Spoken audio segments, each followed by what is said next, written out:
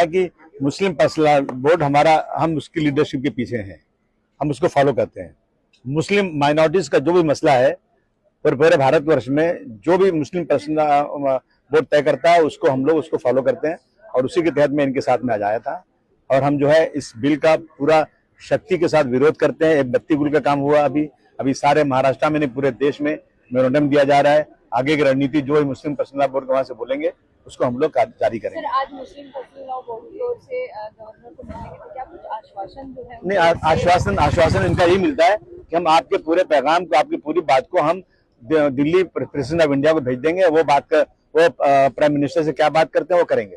Sir, लेकिन देश में कितने ही जो है मुस्लिम संगठन ऐसे भी है जो वक्त के समर्थन में उतर रहे हैं, उन लोगों से क्या कहना चाहेंगे? वो लोग जो है ना वो घुटने टेक करके सरकार की चमचागिरी कर रहे हैं, और हर जमाने में हर कौम में ऐसे लोग पैदा हुए हैं जो सरकार के घुटने टाकते हैं, तलवे चाटते हैं ये लोग। लेकिन जो सच्चाई है, ये मुस्लिम पर्सनल बहुत सच्ची ये लड़ाई लड़ रहा है, और जो मुसलमानों की प्रॉपर्टी है ये सरकार की प्रॉपर्टी नहीं है। ये लोगों ने अपनी प्रॉपर्टीज को मुस्लिम कॉज के लिए, कब्रिस्तान के लिए, मस्जिदों के लिए, यतीम खानों के लिए ये वक्फ किया हुआ है। इसमें सरकार का इंटरफेरेंस बिल्कुल बर्दाश्त नहीं किया जाएगा। ये जो भी सही लोग हैं वो इसका अपोज कर रहे हैं। सर, 5 को सुनवाई सुप्रीम कोर्ट में, पूरी उम्मीद है। देखिए, ना उम्मीद कुफ्र है, पूरी उम्मीद है कुछ न कुछ होना चाहिए। अगर इसमें कुछ इंटरफेरेंस नहीं हुआ, कुछ ऐसा नहीं हुआ, तो मुझे लगता है कि जरूर अच्छा कोई फैसला आएगा। पहलगाम को लेकर खासकर हम देख रहे हैं कि सरकार तैयारी कर रही है, गंगा का जो रिवर फ्रंट है वहाँ पे हेलीकॉप्टर उतर रहे हैं, एयरफोर्स तैयारी कर रही है। लग रहा है कि अब वक्त आ गया है। नहीं, बिल्कुल। अब सरकार ने तो कहा था कि जब नोटबंदी हो जाएगी और आर्टिकल 370 खत्म हो जाएगा तो फिर आतंकवाद का खत्म हो जाएगा। किधर खत्म हुआ? यानी वहां पर लोग आए, लोगों ने धन पूछा, गोली मारी और चले गए, कोई पकड़ा नहीं गया। इतने आराम से वो लोग आए। मैं समझता हूँ सरकार को इसके ऊपर बहुत चिंता व्यक्त करना चाहिए, और सरकार को तुरंत इसके ऊपर एक्शन लेना चाहिए, चाहे जो भी करना हो। पूरे अपोजिशन के लोग सरकार के इसमें साथ हैं।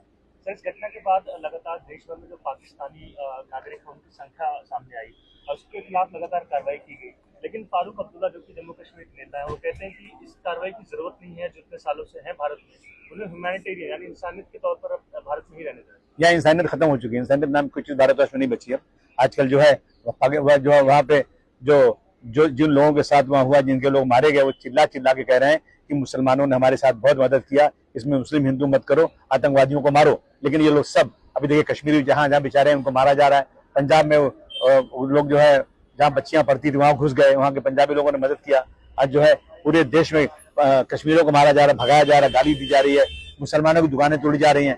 हम समझते हैं कि अगरचे हमें मिलजुल करके लड़ाई करना है तो ये वक्त ऐसा नहीं है, ये वक्त में सबको एक साथ लेना चाहिए। और इस तरह से अगर अंदरूनी इस तरह से ये तो आतंकवादी चाहते हैं, वहां उन्होंने धन पूछ के मारा, यहाँ धन पूछ करके आप लोगों को अलग कर रहे हो, लोगों के साथ जुल्म ज्यादती कर रहे हो। तो आतंकवादी जो चाहते हैं वो अपने मकसद में पूरे हो रहे हैं। वो अगर आतंकवादी ने धन पूछा तो यहाँ पर एक मंत्री हमारा, मैं नाम ले लेके थक चुका, उसका नाम लेना मैं नहीं चाहता हूँ, वो रत्नागिरी में कहता है कि अगर आप लोग कहीं सामान खरीदने जाना तो पहले जो हनुमान चालीसा सुनना, उसके बाद खरीदना।